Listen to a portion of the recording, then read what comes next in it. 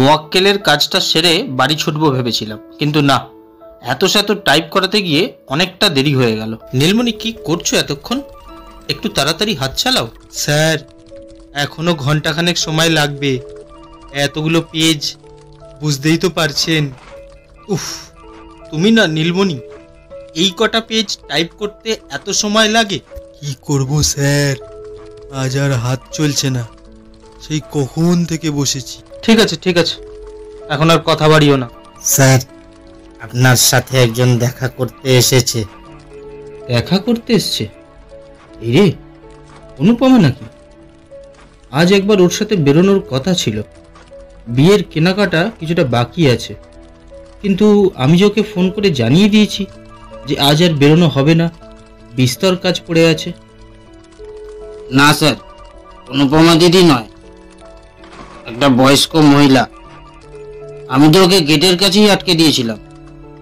আপনার নাম বললো তাই বেঞ্চে বসতে বললো। এই ঘরে পাঠিয়ে দেবো? দাঁড়াও দাঁড়াও, এখানে আসতে হবে না, আমিই যাচ্ছি। বাইরে বেরোতেই অবাক হলাম, উনি এখানে এই সময়? এতকাল হয়ে গেলেও ওনাকে চিনতে আমার এক বিন্দুও অসুবিধা হলো না। ময়লা ছেঁড়া শালে জড়ানো আমার অতি পরিচিত আশাভরী ম্যাডাম। কোচিং ক্লাসের দিনগুলো চোখের সামনে জ্বলজ্বল করে উঠল, কিন্তু সময়ের একই নিষ্ঠুর পরিহাস। তার এই অবস্থার কথা আমি স্বপ্নেও ভাবতে পারি না। প্রণাম করতে এগিয়ে গেলাম। দিদিমণি, কি খবর আপনার? একদিন পরে দেখা। ও বিজন, থাক বাবা, মঙ্গল হোক। কেমন আছিস বাবা? আপনাদের আশীর্বাদে ভালো আছি দিদিমণি, কিন্তু আপনার একই চেহারা হয়েছে। বয়স হচ্ছে বিজন। আপনি আগে ঘরে আসুন দিদিমণি, এমন ঘন শীতে আপনি আর কতক্ষণ বাইরে দাঁড়িয়ে থাকবেন? না না, ভেতরে যাব না, আমি তোর সাথেই দেখা করতে এসেছি। দারোয়ান তো বাইরে থেকেই বের করে দিচ্ছিল। সে কি?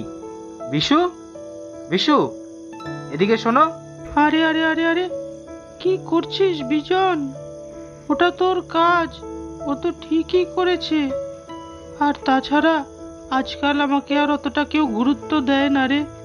এসব আপনি কি বলছেন দিদিমণি? আপনাদের শিক্ষাতেই তো আজ যতটুকু করে খেতে পারছি। বিজন বাবা, একটা কথা বলতে খুব দ্বিধাবোধ হচ্ছে। আমার একটা উপকার করতে পারবি? অবশ্যই, তোর যদি তাতে কোনো অসুবিধে না থাকে। দিদিমণি, আপনি এরকমভাবে কেন বলছেন? আপনার কোনো কাজে আসতে পারলে নিজেকে ধন্য বলে মনে করব। আপনি শুধু বলুন একবার। তোর ঋতুকে মনে আছে? ঋতুর নামটা শুনে বুকের ভেতরটা একবার কেমন যেন করে উঠল। ঋতু মানে রীতাভরি, দিদিমণির মেয়ে। কেমন আছে ঋতু? 2 বছর আগে ধুমধাম করে ওর বিয়ে দিয়েছিলাম। বাপ মরা মেয়ে, ভেবেছিলাম সমস্ত দায়িত্ব মিটবে। কিন্তু যদি পারিস এই চিঠিটা ওকে আজ রাত্রের মধ্যে দিয়ে আসবি। শীতলপুরের ঝিলপাড়ে শশী চাটুর্যের বাড়ি। আমার হাতে একখানি খাম গুজে দিল দিদিমণি। আমি আসি বাবা, দেরি হয়ে যাচ্ছে, আমার আর সময় নেই, অনেক দূর যেতে হবে। কিন্তু দিদিমণি, শশী চাটুর্যে? আশাভরী ম্যাডাম আর একটা কথাও বলল না, এক একটা পা খোঁড়াতে খোঁড়াতে চলল। আমিও কেমন নির্বাক চলচ্চিত্রের মতো চেয়ে রইলাম। স্যার, আমার কাজ হয়ে গেছে। টাইপের কাগজগুলো ওই ডেস্কের ওপর রেখেছি, আমি বেরিয়ে যাচ্ছি। Sir, sir. হুম হুম, বিশুকে বলো সব তালা দিয়ে দিতে, আমাকে যেতে হবে সেই শীতলপুর। কি বলছেন স্যার? শীতলপুর?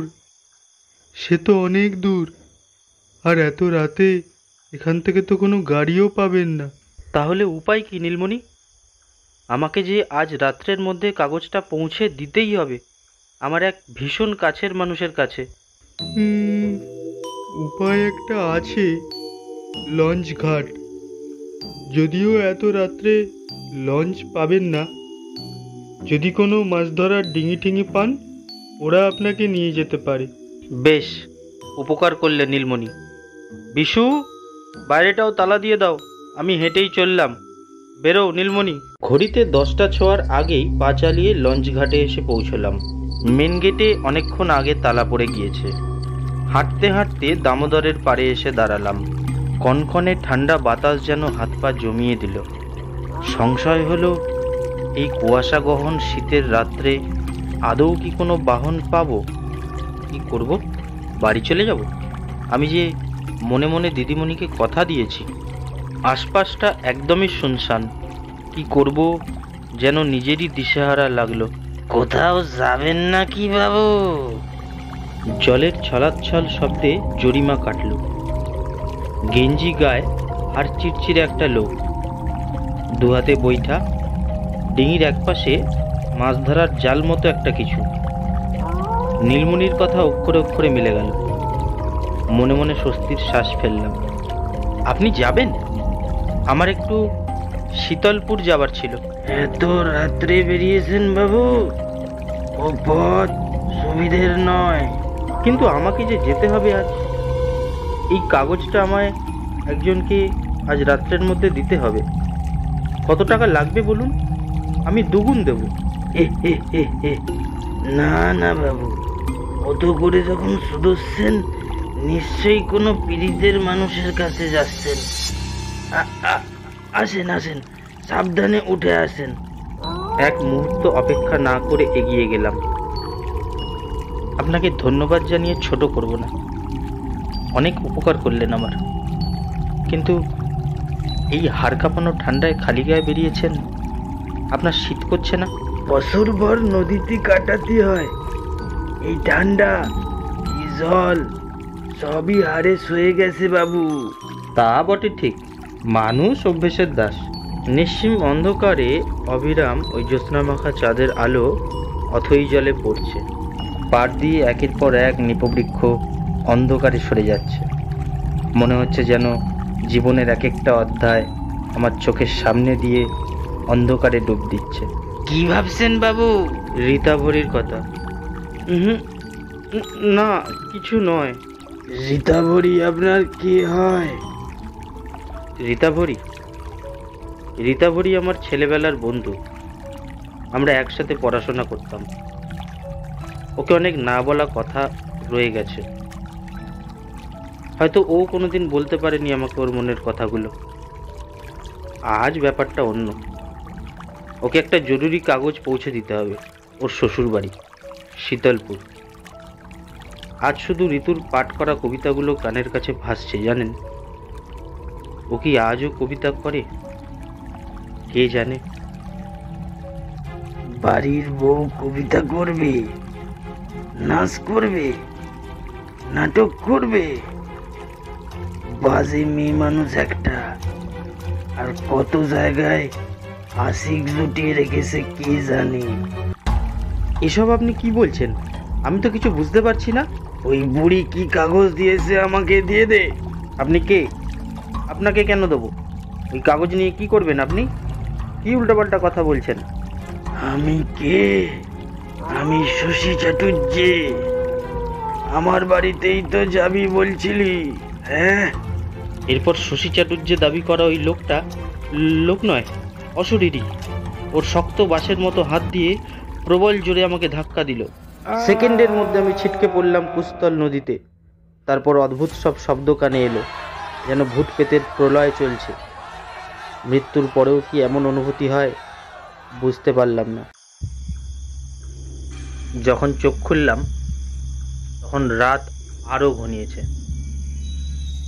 নদীর পাড়ে নিজেকে আবিষ্কার করলাম। অদ্ভুত লাগলো। হঠাৎ আমার সাথে এরকম হলো কেন? এসব কি সত্যি? আর যদি সত্যি হয়, ওই লোকটাই শশী চাটুর্যে? ও রীতাভরির কে হয়? একটা যেন আতঙ্কের গন্ধ পেলাম। কিন্তু এটা কোন জায়গা? ঠিক সেই সময় এ যেন আমার চোখে তীব্র টর্চের আলো ফেলল। আরে, এ কি অবস্থা হয়েছে আপনার? আসুন, উঠুন উঠুন। ধন্যবাদ দাদা।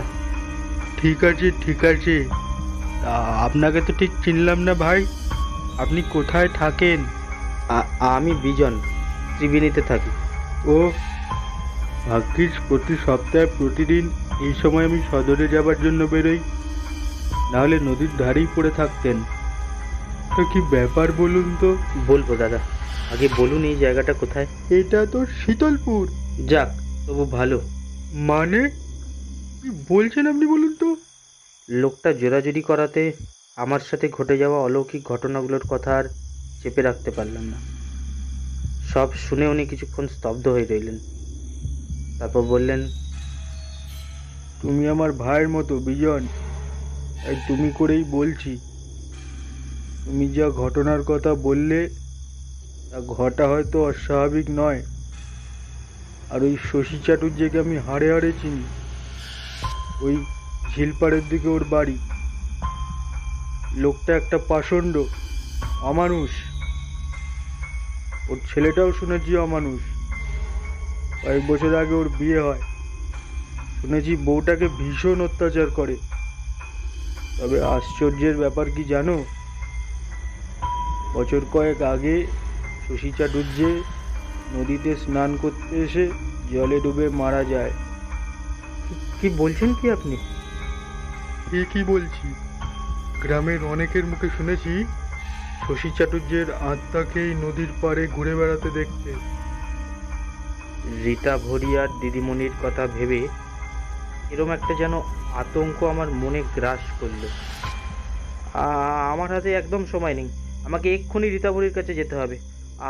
আপনি আমাকে দয়া করে ওদের বাড়িটা চিনিয়ে দিন। খেপেছো নাকি? আমি এর মধ্যে নেই। বেঁচে থাকলে তোমার এই নিতাইদার সাথে আবার দেখা হবে। লোকটা দৌড়ে অন্ধকারে কোথায় মিশে গেল।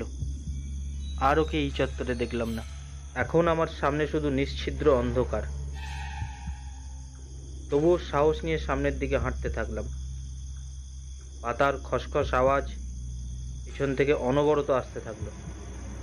তবুও পথ চলা থামালাম না। পেছনে তাকানোরও সাহস হলো না। জায়গাটায় ছড়িয়ে ছিটিয়ে রয়েছে কয়েকটা বাড়ি আর প্রচুর গাছপালা। এই গ্রামে বিশেষ লোকবসতি থাকে না বলে মনে হয়। ওর বাড়িটা ঠিক কোথায়? কাগজে কি লেখা আছে? হাঁটতে হাঁটতে অকস্মাৎ একটা একতলা বাড়ি দেখতে পেলাম। জানলাটা অল্প খোলা ছিল। সেখান থেকে একটা মৃদু কান্নার শব্দ আর একটা গন্ধ। কি মনে হতে এগিয়ে গেলাম সামনে। জানলার ফাঁক দিয়ে যে দৃশ্যটা দেখলাম তাতে আমার জীবনের সেরা ধাক্কাটা খেলাম। ঋতু ওর গায়ে কেরোসিন তেল ঢালছে। সামনে দেশলাইয়ের বাক্স। এ কি সর্বনাশের খেলায় মেতেছে রীতাভরি। আর এক মুহূর্ত দাঁড়ালাম না, সঙ্গে সঙ্গে বাড়ির সদরের সামনে গেলাম।